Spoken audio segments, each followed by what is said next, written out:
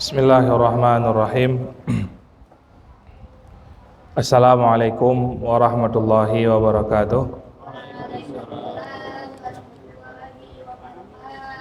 Alhamdulillahilladzi ja'ala syahra Ramadan mubarakan unzila fihi al-Qur'an hudan lin-nasi wa bayyinatin minal huda wal furqan.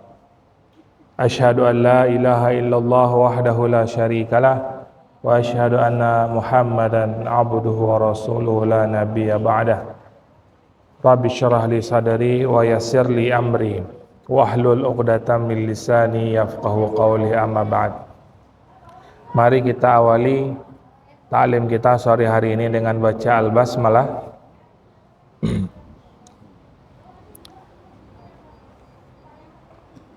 Di pertemuan Sabtu pagi kita sudah bahas di ayat 183, 184, sedikit 185. Sore hari ini kita akan lanjutkan, karena ketika kita bicara tentang puasa maka kita akan bicara tentang surat Al-Baqarah 183 sampai 187. Semua ayat tersebut memiliki kesinambungan, tidak bisa kita putuskan satu-satu. Kalau kita ingin pahami Ramadan secara utuh, maka ya kita tadaburi keseluruhan ayat tersebut. Bukan hanya di ayat 183 saja yang sering kita ulang-ulang, yang sering khatib mungkin ulang-ulang ketika khutbah dia tarawih ataupun beberapa ayat yang lainnya, tapi dia menjadi satu kesatuan. Nanti kita akan bisa melihat secara utuh apa yang ada di bulan Ramadan. Karena para sahabat, karena Nabi dalam sabda beliau mengatakan, "Lau ya'lamun nasu ma fi Ramadan latamannau sanata Ramadan." Seandainya manusia tahu apa yang ada di bulan Ramadan, maka sungguh dia mengharapkan 1 tahun penuh itu isinya itu bulan Ramadan semuanya. Hari ini kita mengetahui Ramadan hanya penggalan-penggalannya saja, hanya dari satu sudut pandang kadang-kadang, sehingga tidak menyeluruh. Dan Ramadan baru kita lihat sebagaimana sudut pandang yang kita sukai saja, ya, sudut pandang yang kita senengin saja, padahal isinya semuanya dari awal sampai akhir, kalau bahasa ini kita apa, ini daging semua isinya, nggak ada jeroannya gitu ya. Semuanya penting, nggak bisa dipisahkan antara satu ayat dengan ayat yang lain. Di ayat 185 Allah menegaskan, syahrul Ramadan alladzi unzila fihil Qur'an hudal linnasi wa bayyinatin minal huda wal furqan. Allah memberikan penegasan bahwasanya Al-Qur'an itu diturunkan di bulan Ramadan. Ini tidak ada selisih pendapat. Namun nanti khilaf masalah kapan turunnya Al-Qur'an. Dari sekian banyak pendapat, yang paling masyhurnya adalah bahwa Al-Quran diturunkan pada malam Lailatul Qadar. Walaupun kadang kita hari ini memperingati nuzul Quran tanggal berapa Pak?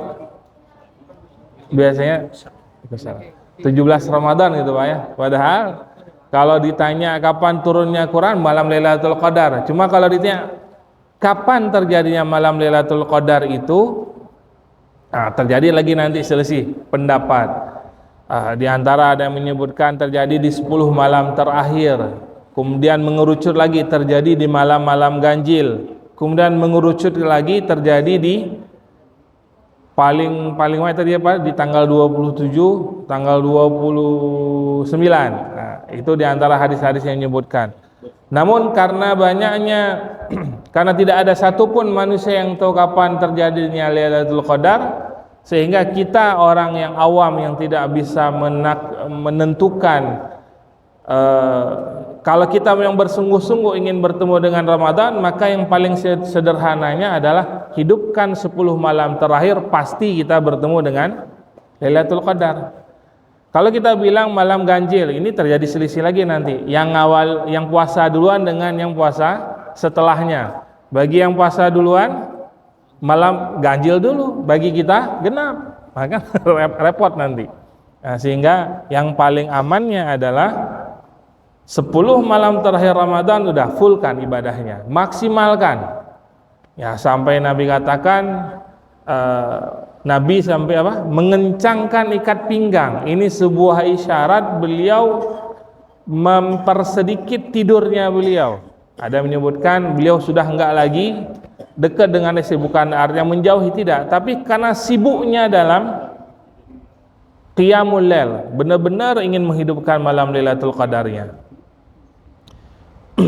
Baik, ada 3 poin di penggalan ayat ini, kita akan jelaskan terlebih dahulu bahwasanya Al-Quran itu Allah turunkan memiliki fungsi 3. Yang pertama adalah hudan. Apa artinya hudan, Pak? Petunjuk. Yang kedua, wabayyinatim minal huda. Ini satu penggalan sendiri, wabayyinatim minal huda. Bayinat artinya apa? Yang memberikan penjelasan tentang petunjuk itu.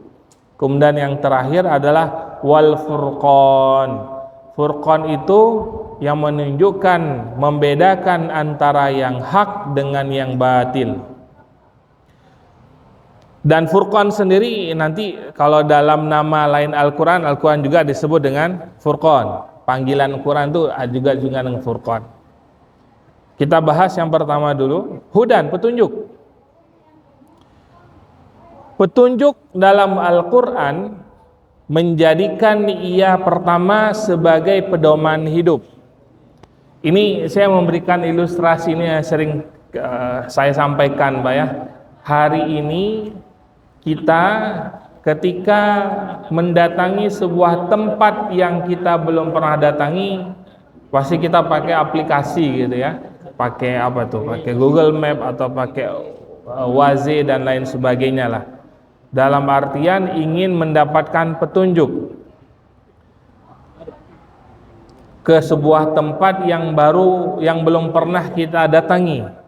Maka ketahuilah bahwa petunjuk yang diberikan oleh Al-Quran jauh lebih terang, jauh lebih jelas dari apapun petunjuk yang ada dengan berbagai macam teknologinya.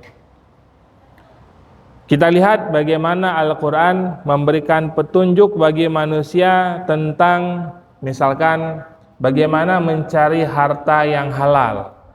Di Al-Quran disebutin, Pak ya, mencari harta yang halal. Hindari yang namanya melakukan kezaliman, hindari yang namanya melakukan kecurangan, hindari yang namanya, yang paling umum apa, Pak? Hindari riba. Riba dari zaman dulu, zaman jahiliyah sampai hari ini, mau kita bilang riba haram, masih ada nggak Pak yang pakai? Masih. Bisa nggak kita lepas dari riba itu? Kata Nabi apa? Kalaupun nanti kamu akan menghindar dari riba, maka debu-debunya pun kamu pasti akan kena. Artinya memang betul-betul usaha yang cukup kuat untuk menghindari itu. Ya. Kemudian bagaimana Al-Quran menyampaikan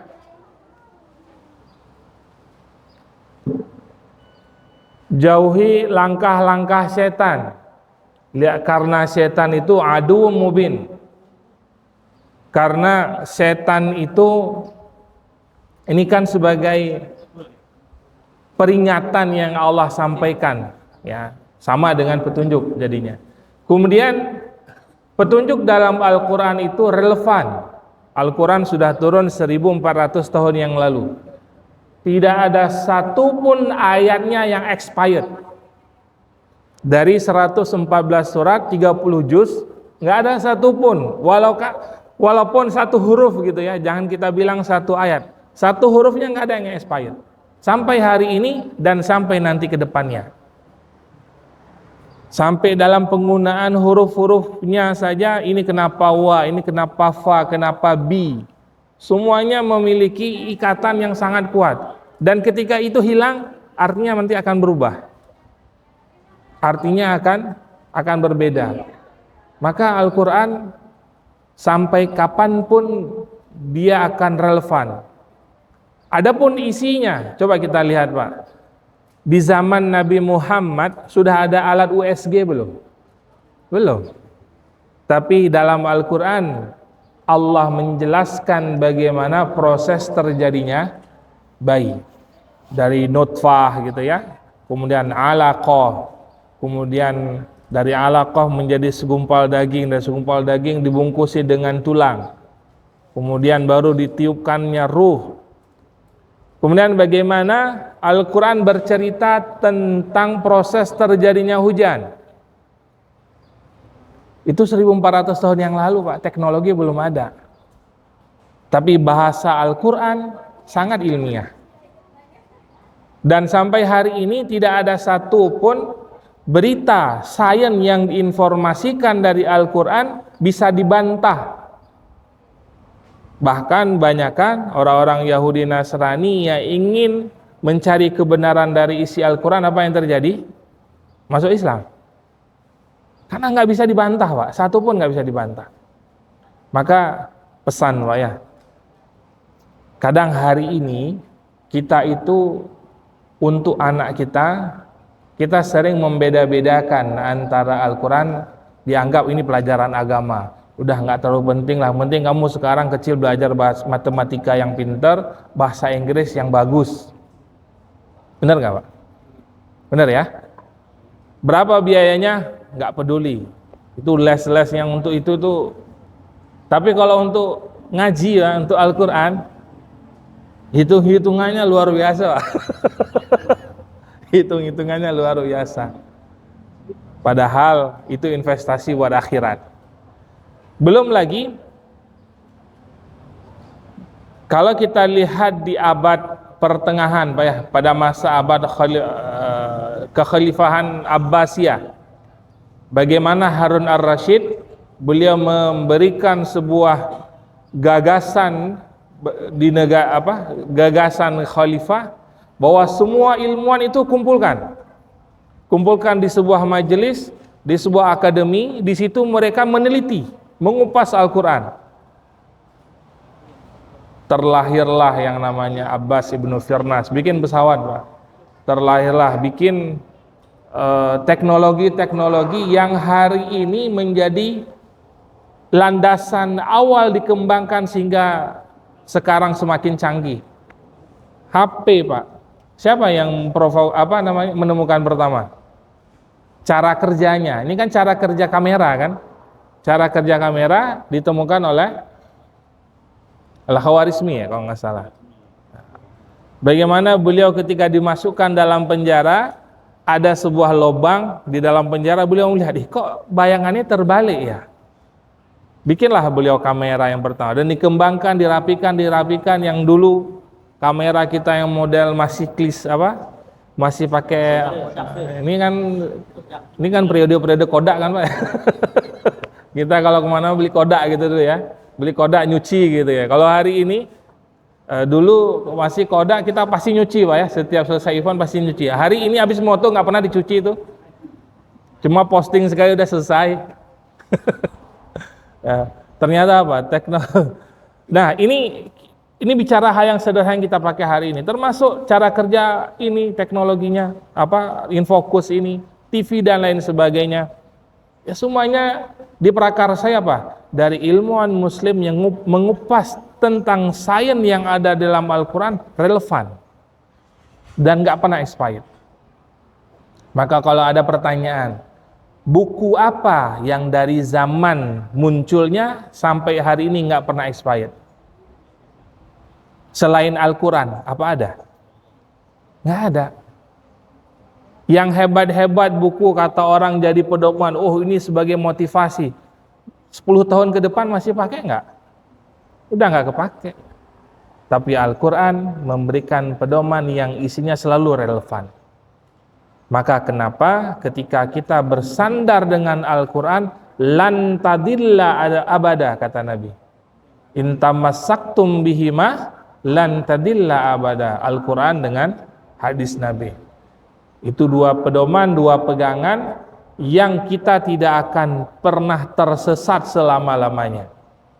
Tapi hari ini kita sibuk mempersiapkan anak kita hanya untuk urusan dunia. Maka kalau ditanya, kalau ingin menjadi ilmuwan yang hebat, apa yang diajarkan pertama? Al-Quran, Pak.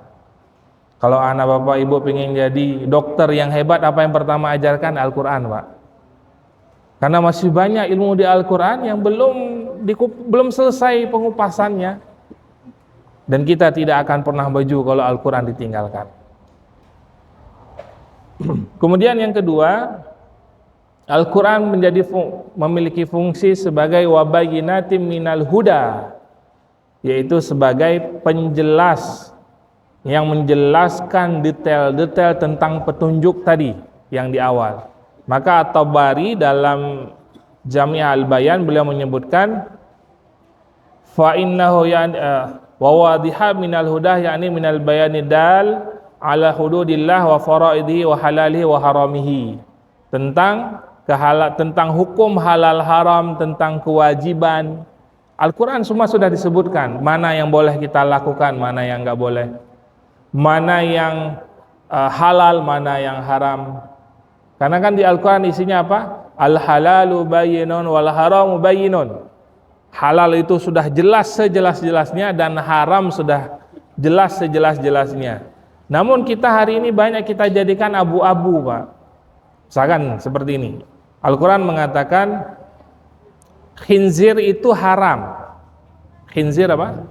Babi. Babi itu haram. Kita maknai babi itu hanya sebatas daging yang terlihat saja. Karena teknologi hari ini diekstrak dari gelatin babi itu menjadi apa namanya?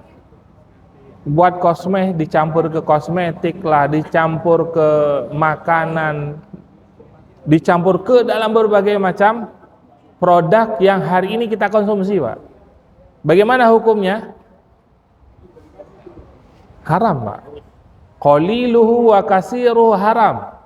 Sama seperti khamar, mau sedikit mau banyak, mau dalam bentuk apapun, selama itu sumbernya dari sana, ini udah diekstrak nih, ini udah, kalau kulit udah disamak nih,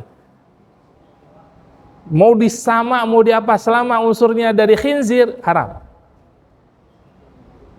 Bulu babi, Pak, hari ini sering dipakai buat apa? Kuas kita, kuas ngecat itu, hari ini oleh tukang jual ayam bakar sering dipakai buat bumbu ayam bakar kita. Gimana rasanya, Pak? Enak, Pak. Kalau kita kenal orangnya atau kita bisa nasihatin, kalau kita lihat pakai kuas yang buat ngecat itu, kalau boleh gantilah pakai yang, kan ada yang model karet tuh, ada kan yang karet ya. Nah, kita kasih tahu lah kenapa, sampai kapan generasi kita akan makan makanan yang seperti bercampur dengan yang haram. Ini kan umum sekarang dipakai kan, Pak? Umum banget, malahan jarang. Kalau ditanya kenapa? Mahal yang itu, Pak. Yang dari karet itu katanya mahal. Ya, padahal semahal-mahalnya satu itu bisa dipakai lama gitu ya. Kemudian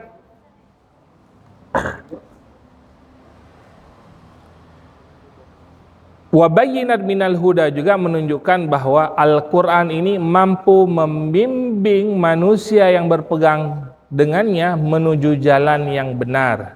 Dan ada satu poin yang besarnya, dan menenangkan jiwa. Selama yang kita rutin tadarus, Pak, atau yang kita rutin baca Al-Quran sendiri, bukankah ketika kita baca Al-Quran itu memberikan ketenangan? Sejam 2 jam ada masalah, Pak, baca Quran? Ya. Habis itu pusing. Tapi kalau taraweh sudah agak lama sedikit, masalah itu.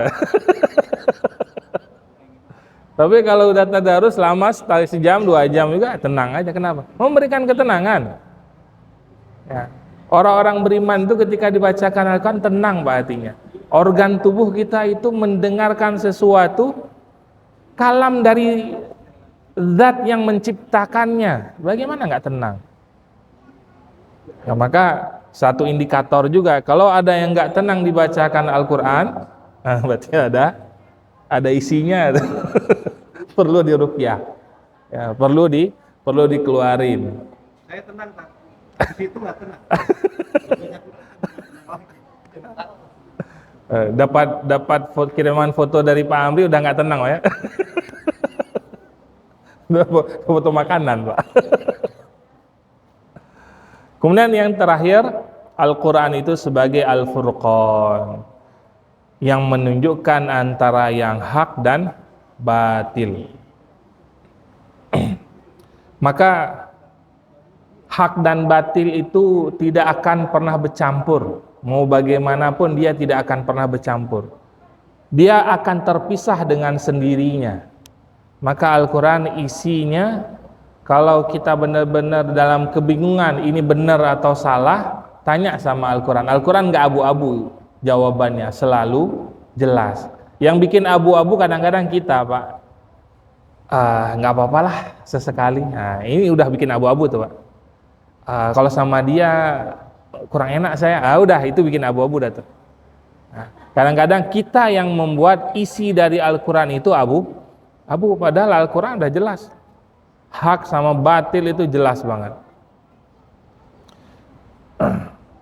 Kemudian lanjutan dari ayat faman syahida minkum syahra falyasum, ini sedikit flashback ke penjelasan kemarin di awal di ayat 184 ya. Barang siapa yang sakit gitu ya. Nah, di sini faman syahida minkum, ini kembali flashback ke awal sejarah puasa, Pak. Awal sejarah puasa gimana? Awalnya belum diwajibkan. Diwajibkan, tapi dikasih khiyar, pilihan. Kalau mau puasa boleh, nggak puasa juga nggak apa-apa. Kalau nggak puasa, konsekuensinya bayar fidyah. Nah, maka ketika turun ayat ini, ayat yang sebelumnya itu dinasakhkan, ayyamum ma'dudat. Ya, itu dinasahkan dengan ayat ini. Faman syahida minkum syahra falyasum. Nggak ada lagi toleransi kalau sudah masuk bulan puasa, kalau mukim maka wajib puasa. Nah, siapa yang boleh nggak puasa? Wa man kana maridon, sakit, au ala safarin, atau dalam perjalanan, maka dia ada rukhsah untuk tidak berpuasa. Apa makna rukhsah di sini? Allah ingin menunjukkan bahwa syariat Islam itu tidak membebani umatnya. Karena di akhir surah Al-Baqarah apa kata Allah? La yukallifullahu nafsan illa wus'aha. Dan hari ini kita lihat, apakah puasa ini jadi beban, Pak? Insyaallah enggak, Pak ya. Tapi orang luar, Pak, melihat mereka jangankan bilang puasa sebulan, sehari saja, kan di agama lainnya juga ada puasa. Tapi mereka puasa apa? Enggak makan, tapi masih minum. Masa puasa apa? Putih, ya. Mereka minum tapi nggak makan. Tapi di Islam buktinya kita nggak minum, nggak makan dari terbit fajar sampai terbenam matahari, nggak ada masalah tuh. Jangankan kita dewasa, anak-anak kecil, Pak. Ketika kita latih, alhamdulillah kebetulan anak saya hari ini masih udah kita latih dari umur 4-5 tahun gitu. Walaupun setengah hari dulu nggak apa-apa. Di umur 5 tahun udah anak buka puasa, enggak, saya kuat. Itu rasanya nggak ada masalah puasa ini ya buat anak-anak. Ya, karena kalau anak-anak sendiri kalau kita lihat mereka malah seneng nggak makan gitu ya. Nah, yang PR malahan kadang-kadang kita yang dewasa ini ya dengan aktivitas kita. Nah, tapi ada satu hal, Pak, yang perlu kita garis bawahi juga. Identik itu kadang-kadang puasa itu dengan kata lemes, benar nggak, Pak? Tapi ini sesuatu hal yang salah. Benar kita berpuasa, tapi maka ada iklan, Pak ya, ketika puasa itu iklan menambah vitamin. Ada nggak pernah lihat, Pak? Ketika sahur minumlah nggak kita sebut merek lah ya. Minumlah ini, minum itu untuk menambah vitamin. Sebenarnya iklan ini menjatuhkan harga martabat puasa gitu. Seakan-akan puasa itu bikin lemes, puasa itu bikin orang nggak kuat. Padahal dalam Islam ada rukhsah. Rukhsahnya apa? Kalau sakit atau dalam perjalanan boleh tidak berpuasa karena Allah sendiri tidak ingin membebankan. Maka di antara dalil yang disebutkan oleh Anas bin Malik, safarna ma'a Rasulillah sallallahu alaihi wasallam. Dalam satu hari kami pernah melakukan perjalanan dengan Rasulullah fi Ramadan. Fasoma ba'duna wa aftara ba'duna. Sebagian kami ada yang berpuasa, sebagian kami ada yang tidak berpuasa. Falam ya'bis shaim 'alal muftir wal muftir 'alas shaim. Maka tidaklah di antara keduanya saling merendahkan. Maka dalam perjalanan tersebut ada puasa, ada yang enggak, tapi tidak ada itu yang saling merendahkan atau saling meremehkan. Wah, kamu ini aja enggak kuat gitu ya. Enggak ada tuh. Nah, dan Allah sendiri senang. Nah, ini poinnya, Pak. Poinnya nanti kan muncul pertanyaan, Pak ya. Muncul pertanyaan, mana yang lebih utama bagi musafir? Mana, Pak, kira-kira? Bagi musafir mana yang lebih baik? Puasa atau enggak puasa?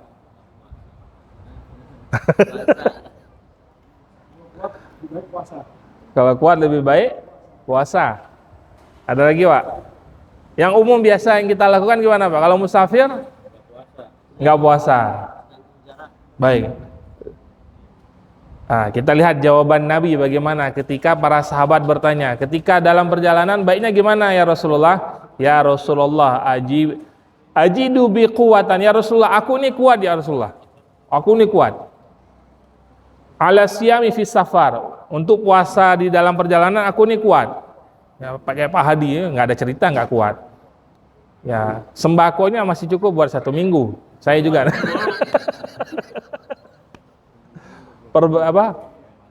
Pembekalan kita masih ya, memang sengaja buat puasa, Pak ya. Nah, fahal alayya junahun, apakah saya dosa ya Rasulullah ketika saya puasa, saya kuat saya mau puasa.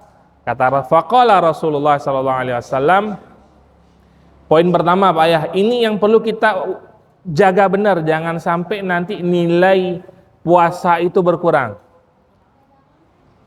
Hiya rukhsatun minallah. Pertama, ketika kita sedang dalam perjalanan, Allah telah memberikan keringanan.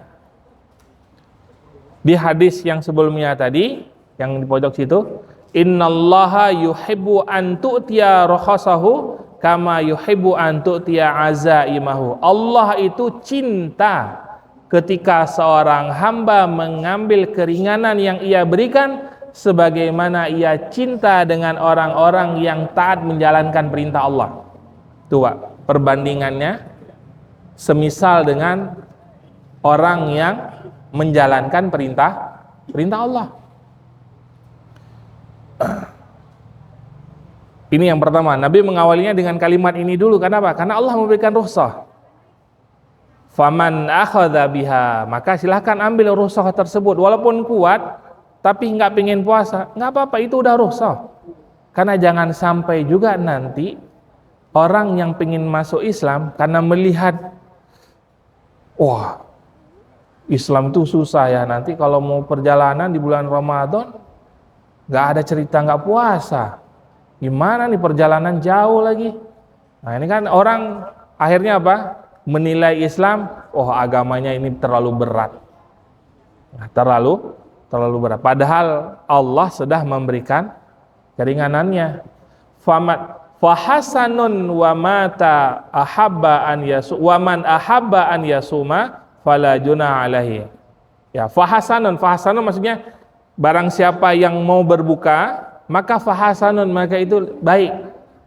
Tapi barang siapa yang tetap ingin melanjutkan puasanya, maka tidak ada dosa baginya.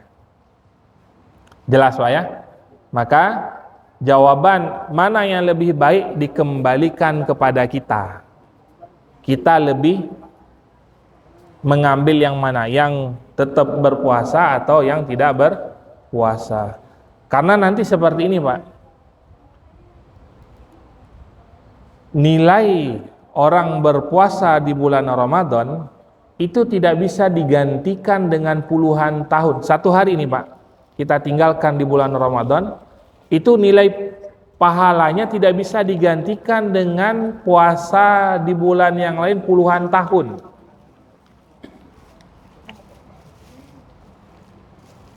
Atau kita melihat kalau untuk mengganti puasa terlalu berat buat saya, lebih baik saya puasa sekarang aja, karena perjalanannya juga naik pesawat, walaupun jauh tapi naik pesawat misalkan, nggak ada masalah, ya sudah lanjutkan puasanya.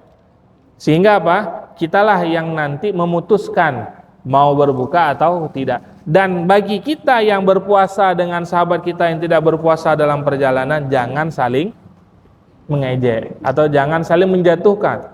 Allah, perjalanan naik pesawat ini aja kamu, jangan. Kenapa? Karena Allah telah memberikan keringanannya dan Allah mencintai orang yang mengambil keringanan yang Allah berikan. Kemudian bagaimana?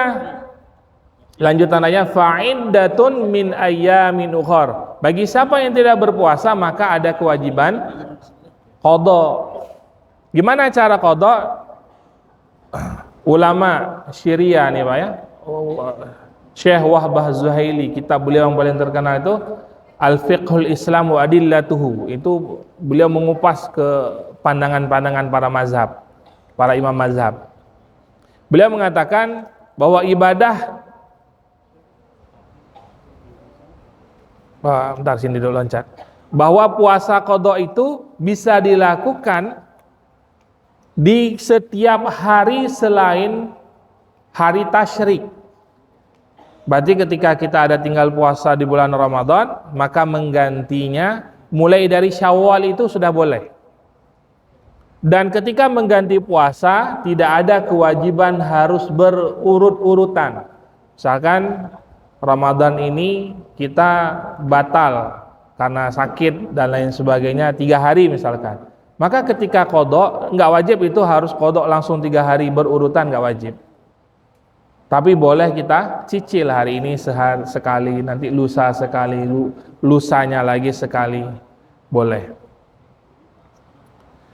Kemudian, apakah qada puasa itu boleh digabung dengan puasa sunnah? Ini sering Pak pertanyaan Pak ya.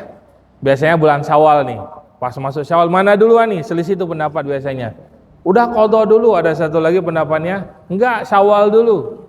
Nah, maka di 4 mazhab itu Imam Hanafi mengatakan bahwa qada puasa boleh dilakukan kapan saja tanpa ada batas waktu tertentu. Ya. Maaf, ini kelewat. Kesini dulu, balik sini. Nah ini. Bagaimana ketika qada, apakah boleh digabung dengan puasa sunnah?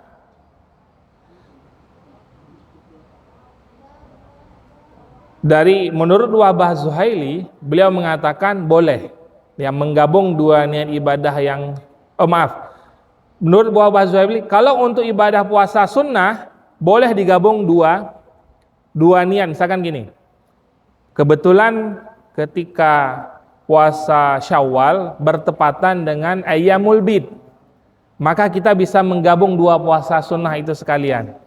Namun tidak boleh digabung dengan puasa qada. Karena ketika kita berniat puasa qada, maka puasa sunnahnya hilang. Ketika kita niat puasa qada, maka puasa sunnahnya nggak dapat nilai pahalanya, ya. Maka yang dihitung adalah puasa qadanya. Tapi kalau puasa sunnah digabung dengan dua keutamaan, boleh. Ada puasa Syawal nanti gabung dengan puasa Senin Kamis, silahkan, boleh. Dua-duanya dapat pahalanya. Nah, sementara menurut Ibnu Hajar Al-Haytami, beliau mengatakan dalam kitab I'anatul Talibin, ini yang sering kita pakai juga nih, buku fikih ya, kitab fikih. bahwa niat puasa sunnah dapat digabung dengan puasa qadha. Maka di sini ada dua pendapat, Pak. Mana yang lebih arjah gitu, mana yang lebih, silahkan ambil menurut sesuai dengan kemampuan kita lah. Kalau kita memang ahli puasa, lebih baik apa? Ya kita niatkan ketika puasa sunnah, puasa qadha, puasa qadha. Tapi kalau kita bermasalah dengan puasa, dahulukan qadha dulu. Jangan sampai nanti puasa qadha ini kita nggak kelar-kelar sampai bertemu puasa berikutnya. Karena nanti kan muncul hukum lagi, Pak ya. Muncul hukum lagi bahwa apabila, nah ini hukum apabila puasa qadha terlewat, Pak. Ini kan puasa yang tahun kemarin. Ada yang belum kita qadha, belum selesai. Kalau menurut Imam Hanafi, maka dia tidak ada batasan waktu. Ya, kapan saja. Karena apa? Karena bahasa Al-Qur'an fa'idatun min ayamin ukhar. Enggak ada di situ batasan hanya setahun. Di situ hanya disebutkan maka kamu ganti di hari yang lain.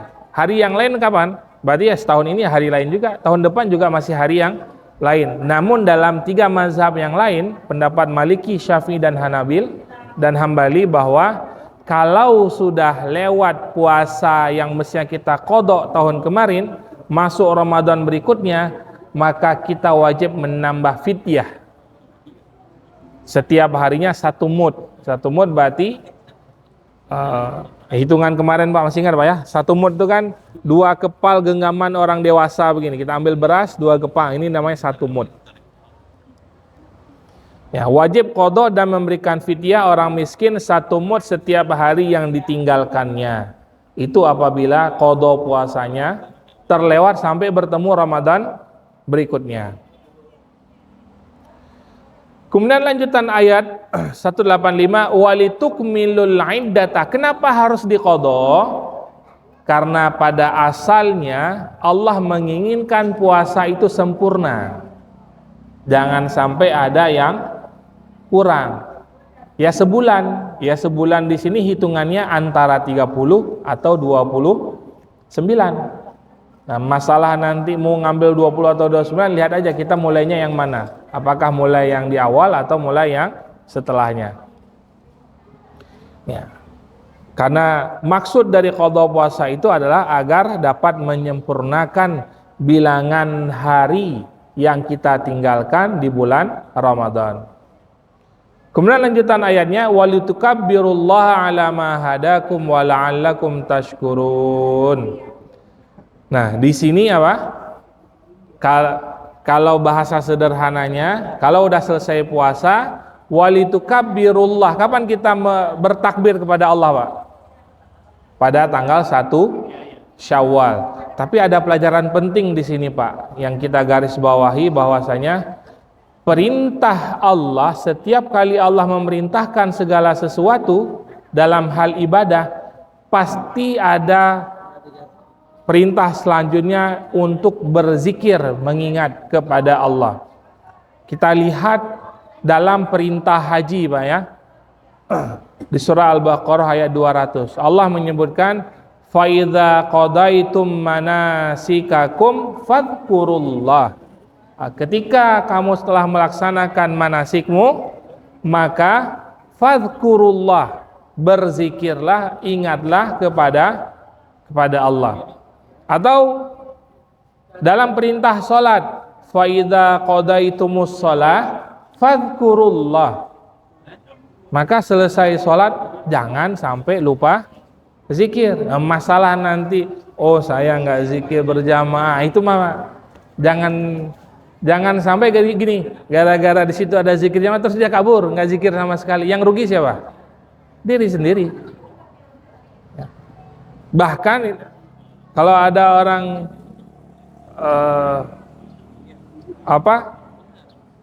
selesai sholat nggak mau zikir, dalam hadis disebutkan apa? Sholat yang kita lakukan itu maksimal pahalanya 1/6 atau 1/3 atau setengah. Maka cara melengkapi pahala sholat bagaimana? Zikir. Jadi zikir setelah sholat itu memang bukan bagian dari sholat, tapi dia menutupi kekurangan dalam pahala sholat kita. Pertanyaannya, siapa di kita di sini Pak yang sholatnya sudah khusyuk 100%? Berat Pak ya. Kita baru takbiratul ihram, Allahu Akbar. Nasi bok tadi di atas meja nih. Banyak anak-anak nih. Waduh. Es timun, es tehnya juga belum dibuka tadi. Allahu Akbar. Kira-kira anak-anak ngambil nggak ya? Sami Allahu liman hamidah. Nah. Jadi pikiran kita sering sekali apa? Terbawa dengan kondisi yang sebelumnya kita pikirkan sebelum sholat. Kata Nabi, enggak. Ya yang seperti itu, ya Nabi memakluminya. Memakluminya kenapa? Karena zaman sahabat pun ya seperti itu. Maka ketika kita sholat, ketika kita sadar lagi kita sedang sholat, tarik lagi tuh, saya lagi sholat. Makanya kan dalam sholat itu bukan hanya badan kita, tapi jiwa raga kita harus seirama. Pikiran kita, hati kita harus satu. Makanya kenapa alangkah baiknya setiap bacaan yang kita baca dalam sholat kita paham artinya, supaya bisa lebih memaknai setiap bacaan yang kita lafazkan. Kenapa kita sering pergi kemana-mana Pak pikiran kita? Karena antara mulut kita, antara lisan kita dengan otak kita ini nggak nyambung. Ya sehingga apa? Otak kita udah nyari ke tempat lain. Ya badan kita di sini, lisan kita di sini, tapi otak kita, pikiran kita ada di tempat lain. Nah, atau ketika kita sedang diuji, Pak. Ketika sedang diuji, fasbir ala ma yaqulun. Ya, kalau ada orang yang menghina, sabarlah dari ucapan-ucapan mereka, bersabarlah terhadap apa yang mereka katakan, wasabbih bihamdi rabbika. Maka zikir menjadi penting dalam kehidupan kita beribadah. Jangan sampai ibadah fardu yang telah kita lakukan tidak dibarengi setelahnya dengan fadhkurullah. Puasa diakhiri dengan takbir. Bukankah ketika 1 Syawal apa yang kita lakukan, Pak? Takbir. Sepanjang hari itu 1 Syawal kita diperintahkan untuk ibadahnya apa? Takbir aja yang banyak. Takbir. Ya dari pagi, dari menjelang masuk waktu maghrib itu selesai sholat maghrib sampai besok ketemu lagi waktu asar, udah takbir aja terus di ibadahnya. Perbanyak takbir, karena takbir itu bagian dari zikrullah. Nah ini diantara hadis, sedikit penggalan hadis, hal-hal yang bisa membatalkan puasa ada 5. Pertama al-ghibah. Ghibah itu apa, Pak? Membicarakan orang lain, orangnya nggak ada. Maka kalau kita ingin nasihatin orang, jangan nasihatinnya itu tapi ngomong ke orang lain, langsung ke orangnya. Karena ketika kita sudah ngomong ke orang lain, berarti kita ghibah. Yang kedua namimah, adu domba, sengaja pingin 2 orang itu ribut, sengaja biar mereka nggak akur, sengaja biar kalau ada dia biar pergi gitu. Namimah. Siap Pak. Kemudian yang berikutnya al-kadzib, bohong. Nah ini berat Pak ya. Sering kita berbohong. Kalau kita pedagang nih, saya cuma ngambil untung 10.000 nih. Kalau memang benar ya nggak masalah. Tapi kadang-kadang supaya biar laku, kita memberikan kayak memunculkan empati orang ke kita gitu, sehingga kita ngomong yang penting gimana ini barang laku dengan cara apapun. Memang ini ujian bagi pedagang, ini ujiannya nih. Jangan sampai kita bohong. Atau yang dikerja juga begitu, bikin laporan bulanan, harian. Kalau ada istilah dikerjakan asal bos senang gitu ya. Nah ini hati-hati ya, asal bapak senang.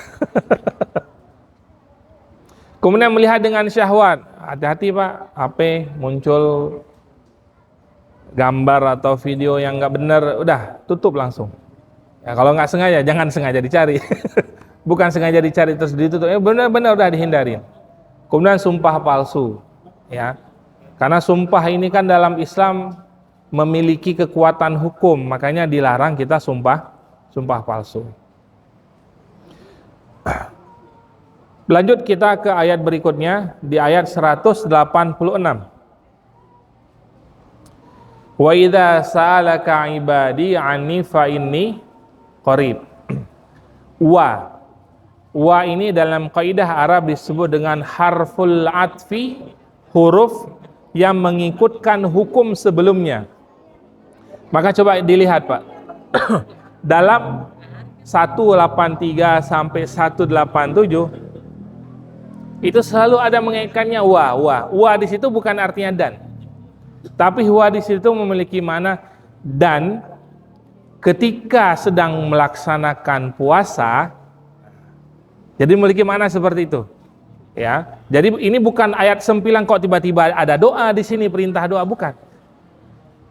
Makanya bulan Ramadan itu disebut apa? Bulan doa la yuraddu. Doa yang tidak tertolak. Banyak-banyak doa. Banyak-banyak doa. Doa yang selama ini mungkin belum pernah Allah kabulkan, maka manfaatkan Ramadan itu untuk doa-doa kita dikabulkan, manfaatkan. Nah, nanti coba kita bahas nih. Kalau cukup waktunya coba kita bahas. Kalau doa kita nggak dikabulkan gimana gitu ya? Karena hari ini ada orang begini Pak.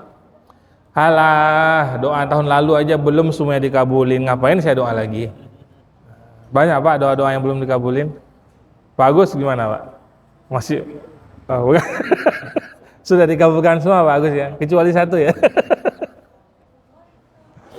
Nah, wa itu memiliki apa? Keterikatan dengan ayat sebelumnya bahwa perintah ibadah doa ini nanti adalah masih bagian dari amal soleh yang diminta kita perbanyak ketika bulan Ramadan. Wa idza dalam kaidah nahunya ketika dia bertemu dengan fi'il madi itu kan fi'il kata lampau gitu Pak ya, past tense. Tapi ketika ketemu dengan idza, maka dia akan berubah maknanya menjadi masa yang akan datang. Wa idza sa'alaka ibadi anni fa inni qarib. Wahai Muhammad, apabila hari ini bahasanya Pak ya, terjemahannya, apabila hari ini, yaitu zaman Nabi Muhammad, atau nanti setelahnya, artinya umat-umat nanti setelahnya yang lahir berikutnya, sampai berapa ratus tahun ke depannya, atau ribuan tahun ke depannya, bertanya tentang aku, katakan bahwa aku itu dekat. Apa maksudnya Pak? Allah ingin memberitahukan kepada kita lewat perantara nabinya bahwa Allah selalu siap sedia. Apapun yang kita butuhkan, Allah ada. Namun hari ini kita sering sekali jauh dari menyandarkan diri kita kepada Allah. Nah, ini masalahnya. Padahal Allah sendiri sudah mengikrarkan. Katakan Muhammad, kalau aku itu dekat. Kemudian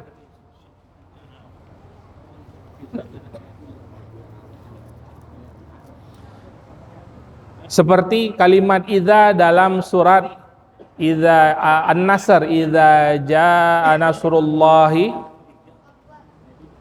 idza jaa nasrullahi, apabila pertolongan Allah itu nanti sudah datang. Itu kan mengisahkan tentang Fathul Mekah gitu Pak. Tentang bahwa Mekah ini nanti akan dibuka. Padahal ketika surat itu turun, kota Mekah belum dibuka. Ya. Kota Mekah belum dibuka. Tapi Allah memberikan informasi kepada umat, kepada Nabi Muhammad, bahwa kota Mekah itu nanti pasti akan dibuka, pasti akan ditaklukkan. Nah, maka di sini kita bisa ambil sebuah motivasi, Pak. Belajar dari kata idza, kita bisa mengambil sebuah motivasi dalam kehidupan kita. Kalau kita menginginkan sesuatu, mencapai sesuatu, maka bayangkan yang kita inginkan itu sudah tercapai duluan. Ketika kita menginginkan anak kita diterima di sebuah universitas misalkan, maka bayangkan terlebih dahulu kalau anak kita sudah diterima, maka nanti anak saya akan tinggal di sana, dia harus belajar ini, harus begini, harus begitu. Nah, ini bagian dari pelajaran yang bisa kita ambil dari kalimat idza. Karena Allah sebelum hamba memohon, sebelum kita meminta kepadanya, Allah sudah ngasih tahu dulu bahwa Allah itu dekat. Maka karena itu uji fa inni. Nah, ini kalimat yang apa? Fa itu kan memiliki mana ketika kita melakukan sesuatu tanpa berat, maka pasti akan tercapai. Ya. Kalau kita sudah meminta kepada Allah, fa inni, inna itu kan harfun nasbin. Kalau dalam bahasa Arab disebutkan inna itu memiliki maksud, yaitu seperti nasaba rajulun asahu fil ardi. Seseorang menancapkan tongkatnya di bumi. Maka ketika seseorang menginginkan sesuatu, maka tancapkan keyakinan dalam hati kita, pasti kita akan mencapainya. Maka dalam setiap kalimat doa yang kita panjatkan kepada Allah, jangan ada keraguan. Kadang-kadang kita belum berdoa sudah ragu duluan. Kita belum meminta, kelihatannya mustahil nih. Masih ingat Pak bagaimana doa Nabi Zakaria gimana Pak? Nabi Zakaria ketika beliau berdoa, ya, belum selesai beliau pergi dari tempat beliau berdoa, ya kan dalam surat dalam Al-Quran sebut hunalika da'a Zakaria rabbah qala rabbi habli min ladunka dzurriyyatan thayyibah innaka sami'ud du'a. Ya Allah, berikan aku keturunan yang baik, sesungguhnya Engkau Maha penerima doa. Kemudian di ayat berikutnya Allah jawab fanadadhu, belum selesai Nabi Zakaria beranjak dari tempat beliau berdoa, fanadadhu, Allah telah jawab doanya, Allah telah kabulkan doanya. Tuh Pak. Maka Ramadan ini masih ada sisa nih Ramadan Pak. Maka apa yang kita inginkan, sesuatu yang mustahil. Karena ketika sesuatu yang kita anggap mustahil, maka satu-satunya yang menjadikan ia tidak mustahil cuma satu Pak. Ketika kita meminta kepada Zat yang menciptakan. Hari ini kenapa kita anggap sesuatu itu mustahil? Karena kita menjadikan barometernya itu ukurannya manusia. Karena kalau ukurannya manusia, banyak sekali perkara-perkara yang tidak mungkin terwujud. Tapi di tangan Allah, apa yang berat bagi Allah? Jangankan hanya mengabulkan doa kita, bumi, langit beserta isinya saja Allah ciptakan dengan sangat mudah, kun fayakun, jadi. Nah, maka dalam berdoa jangan ada keraguan. Udah. Nah, nanti kita akan belajar bagaimana adab berdoa, Pak. Ini tapi waktunya nggak kelar juga, saya kira bisa selesai panjang. Nah, ini belum kita bahas ayat 187-nya, Pak ya. Ini kita habiskan selesainya aja, Pak ya. Selesainya. Buka jam berapa? 6 menit lagi. Hah?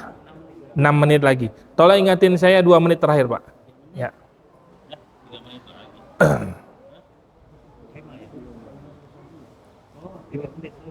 3 menit lagi kan.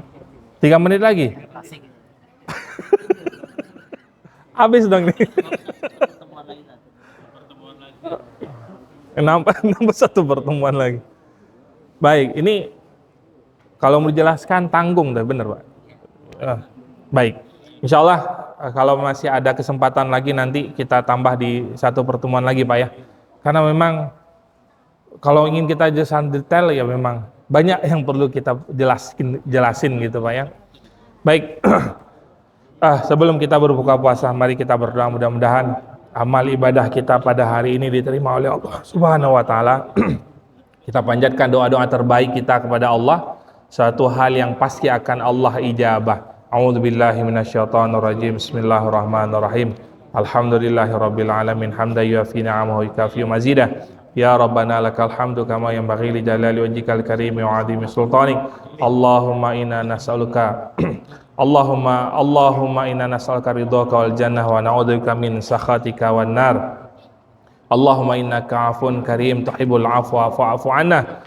Allahumma taqabbal minna salatana wa siyamana wa qiyamana wa ruku'ana wa sujudana wa qu'udana tadarruana takhasyuana ta'budana tamin taksirana ya Allah ya Rabbal alamin. Rabbana hab lana min azwajina dzurriyyatina qurrata a'yun waj'alna lil muttaqina imama. Allahumma ighfir lana wa liwalidayna warhamhuma kama rabbayana shaghira. Rabbana zalamna anfusana wa illam taghfir lana tarhamna lanakunanna minal khasirin. Rabbana atina fid dunya hasanah wa fil akhirati hasanah wa qina adzabannar. Walhamdulillahi rabbil alamin.